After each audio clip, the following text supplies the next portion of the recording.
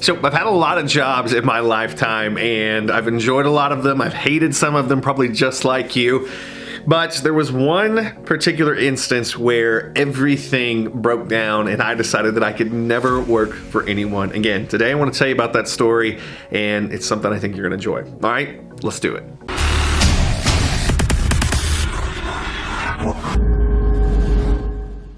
So I was working as a chiropractor. If you know my story at all, you know that I went to school for the full, biology degree. After that, went to chiropractic college, figured out a few very cool loopholes so that I only had to go to school around 8 years to get all of that done. But when I did, I started off by working for someone else because I figured, you know what, you can learn a lot in school, but you can learn a whole lot more by actually working for someone that's done what you want to do for a long period of time, or at least longer than me, which was, if you'd have done it a day, you'd have done it longer than me by the time I got out of school. So I got a job for another chiropractor. And this was probably one of the most amazing educational things that I had ever been through. I learned how to run a clinic. I learned about sales. I learned about marketing. And I learned a lot of really great things about how to run a clinic. The doctor that I ended up working for right out of school was pretty amazing. And it's someone that to this day I would go see and send my family to because he was that good. There were some small negatives, and that's what ended up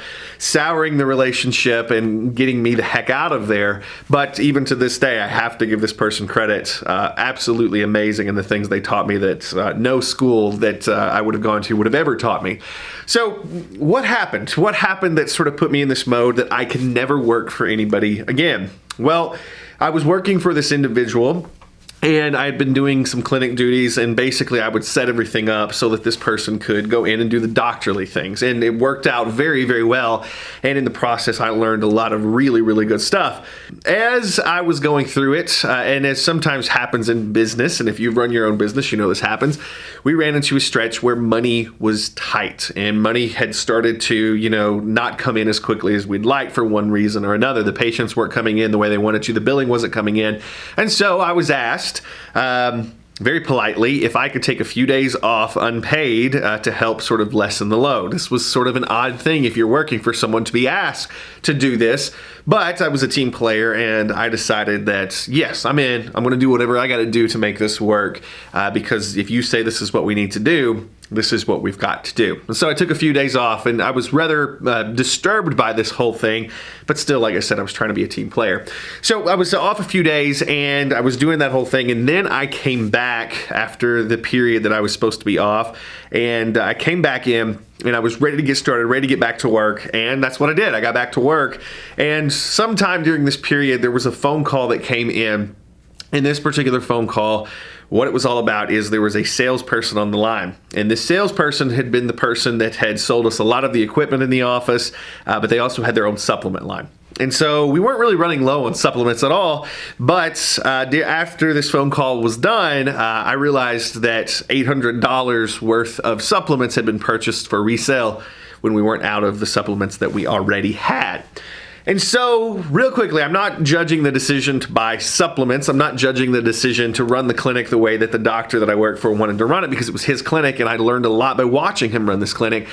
But it seems sort of odd that I'd just been sort of put in this position to take off time because we were low on money. And then once we get right back in, we order a bunch of stuff that, and from what I could see, and I'd been there a while at that point, just didn't make any sense. And so, not judging any way that the person wanted to run the clinic, but at that point, at that one single instance, I knew for a fact that I was done. There was no way that I, not particularly necessarily having to work for this person anymore, but I knew that I knew how to run a business. I knew how to market a business. I knew how to do the things that I needed to do. And I could no longer put myself and my family in a situation to where what happened to me depended on somebody else. Now, there's always factors and always things that happen that put us in positions that we depend on other people.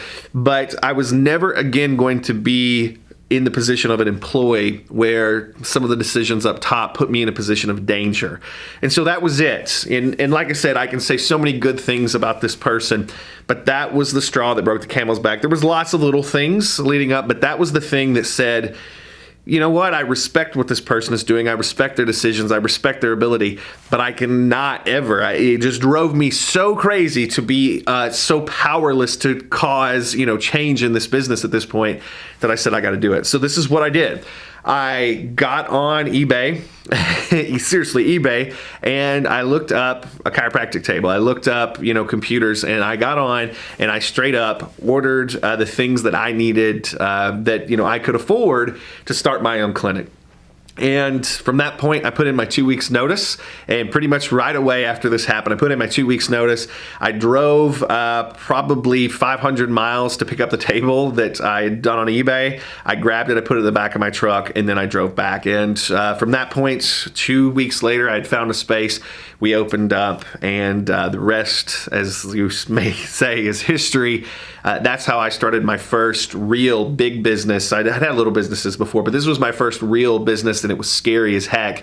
And when I started this business, believe me, I didn't know if it was going to work or not. I just knew that it was going to be my fault either way. And so that's the lesson here. The lesson is when you are in business and you own the business, you get to call the shots. And whether you succeed or you fail, that is on you. And that was the thing that finally, at that point, I'd learned enough, I'd seen enough from all the really good people, and the doctor I'm talking about included. I don't want to make him out as the villain of this, but I had learned enough to know that I wanted those things laying on my shoulders. And listen, that's the thing. If you don't want those things laying on your shoulders, go get a job and work for someone.